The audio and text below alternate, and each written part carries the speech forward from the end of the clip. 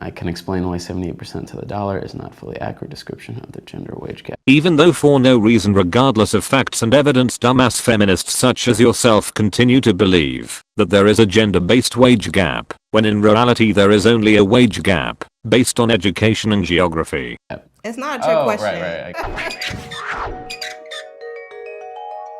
How they swing in everyone. My name is Negadoge and welcome to another video where today I'm going to officially take Buzzfeed's How Much of a Feminist Are You quiz. Even though I know for a hard set fact that I'm not a feminist, I'm in fact someone who simply believes that the two genders are in fact not equal, with women having more protective rights than men do. Either way, let's begin this waterboarding session.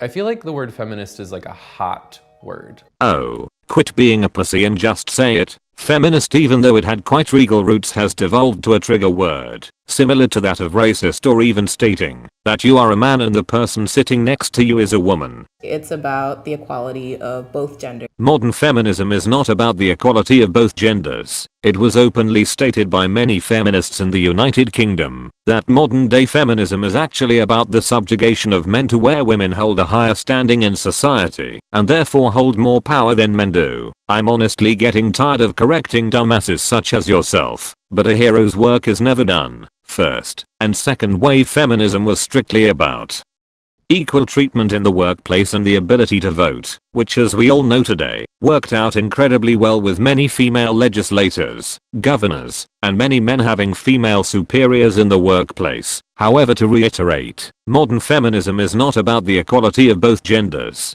That's almost the same as saying that the Black Lives Matter organization actually care about black citizens when in reality they only care about money and political standing. But that is a topic for another day.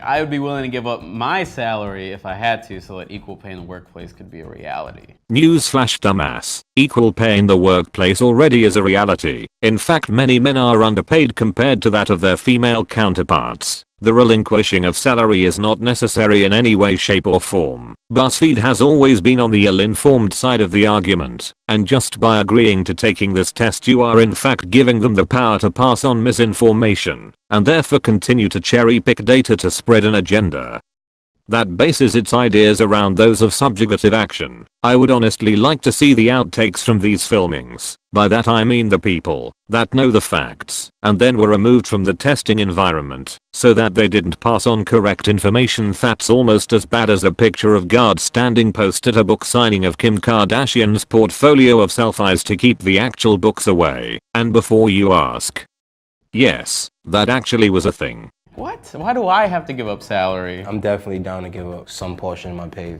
to have some type of equality. I guess I'm like socialist or something. You're a goddamned communist, not a socialist. I can't help but bother when a song includes misogynistic lyrics, even when I otherwise like the song. Like it's a song. I feel like I'm not bothered. This woman, I need to buy her a beer, or respectfully step back, if she declines the offer. Being offended by a song is fucking asinine, regardless of lyrics. To answer the question myself, if I was offended by a song, which I highly doubt as ever having the possibility of happening, simply because if I don't like the song I would simply change the station or not listen to the song. If someone is offended by a song and then continues to listen to the song, then they must not be that offended. No, you don't mind it. Yes, I do. It does actually piss me off. I swear, feminists are always triggered by something, or are constantly on their period, which goes for the male feminists as well. And before you say anything in the comments, just know that yes, being on a menstrual cycle does lead to higher irritability, which I know from experience, since I have lived with my sister and mother for literally my entire life. I believe it's important to encourage women to negotiate. I believe that it is important to teach everyone to negotiate, regardless of what is between your goddamn legs. I do not think a movie should be released unless it's passed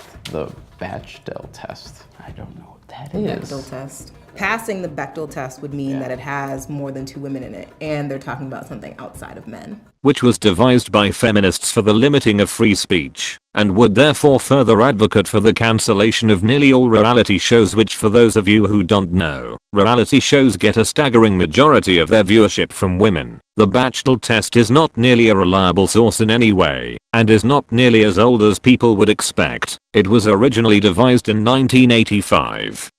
In a comic strip by the name of Dykes to Watch Out For by Alison Bechdel, the comic is literally the only thing that actually bases the test aside from the writings of Virginia Woolf in her essay titled A Room of One's Own, which was originally published in 1929, which is only 9 years after the 19th Amendment was ratified. Women should be allowed to apply for a job if they fulfill 60% of the job requirement. That is some serious bullshit right there. 60% of the job requirements. Are you fucking kidding me? That's like allowing a 21-year-old high school dropout to run a nuclear control panel when the motherfucker passes 60% aside from the having of a nuclear physics degree. Passing 60% is literally 1%.